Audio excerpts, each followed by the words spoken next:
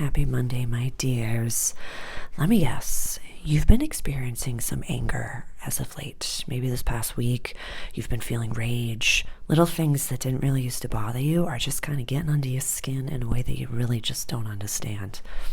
I'm Sarah, I'm your fairy godmother. I just wanted to offer some validation for you. We can only ever speak from I statements, and for myself, honestly, this past week, I was just sitting at home the other day, just having a nice, relaxing day, and I was feeling this anger, and it bubbled up. I felt like I could crawl out of my skin. I was so frustrated. Little things that really normally wouldn't bother me.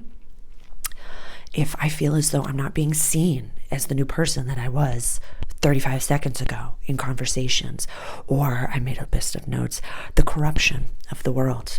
I was watching a documentary about, in the spiritual community, in every single place on the planet, there are people taking advantage of others that are just want love and support and guidance. And it really it was very frustrating for me. It was very frustrating for me. So maybe you've been processing a little bit more than usual. Maybe you've been stepping into a more authentic version of yourself. You're letting go of people that don't serve your highest good anymore, and you're setting healthy boundaries. You're doing all the right stuff, and then all of a sudden, Sarah, it's rage underneath that. It's rage. Oh yeah, it's a good time. It's a good time. And like I've said before, anger is a very powerful tool that's in our toolbox. It is a machete that we really don't need to cut vegetables with. We really don't need to utilize in our day-to-day existence. I'm sure you've seen people with, not the same emotional intelligence as you, fly off the handle and experience that rage and actually do something about it in the moment. I saw a really scary interaction. I was driving up 128, I was coming home. I live at the ends of 128 in Gloucester, Massachusetts. For some reason, I made a joke about Massachusetts, and now it's like I say Massachusetts. It's Massachusetts. I'm just saying I know how to pronounce it. It's been a joke, and now it's built in. It's built in. But I was, it's a 2-lane highway, and somebody was going a little bit slower, but the speed limit plus in the left lane. And, an older version of myself would have done the same thing. Would have driven up to the person and been like, they're not following the proper rules of engagement on the road, and blah, blah, blah, blah, blah, blah, blah. Why are they moving? Now I just kindly and gently just go around them and move on with my life. But I saw someone who sped up to them, went around them, went in front of them, and then e-braked on them. And it got really dangerous and really scary. And I just sent the entire situation love. It reminded me that I share this for you because while you're walking your most authentic path, you cannot lash out irrationally. You cannot take it out on the people around you. You cannot engage with it. You can't take your machete. Just because you have the machete doesn't mean you take it out at every engagement. You know how to use the machete. Yeah. You know how to use all of these very powerful tools, but you use the tool that's appropriate for the task. So what I would love to offer you are a few different things that you can do if you're experiencing this anger, just like I am, is sit with it and feel it and acknowledge it and ask yourself a few key moments, is this even mine? It's kind of like the anxiety that we've talked about before. When you walk into a room and someone's fought at anxiety, it's a parable that I use, pardon me for being a little bit crass, but when you walk into a room and it's a little bit spicy, you're like, oh, there's anxiety in this room. I don't know. It's not you. You're not anxious. You're just smelling the fat of anxiety in the room. Same thing with anger. Is this even mine? You could be tapping into the collective consciousness. The more that you do your inner work, the more you experience the collective bubble of rage, of, people that aren't able to experience this. Maybe, if you're a divine female and you're feeling the feelings that females all over the world are not safe to feel. If you're a divine masculine and you're tapping into how divine masculines have been manipulated and smashed down for a very long time, and you're feeling these feelings of anger in ways that maybe you used to take it out on the people around you, and now you're a better person than that.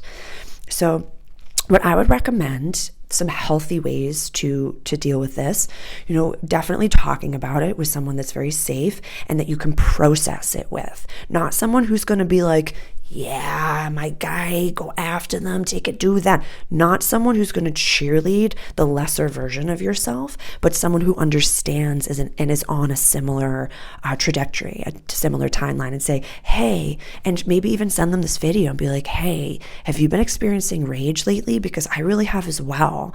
And, you know, this person, Sarah, she's really talking about, how do you feel about the collective consciousness? What are you doing to better yourself? Because it's all coming up. It's all coming up.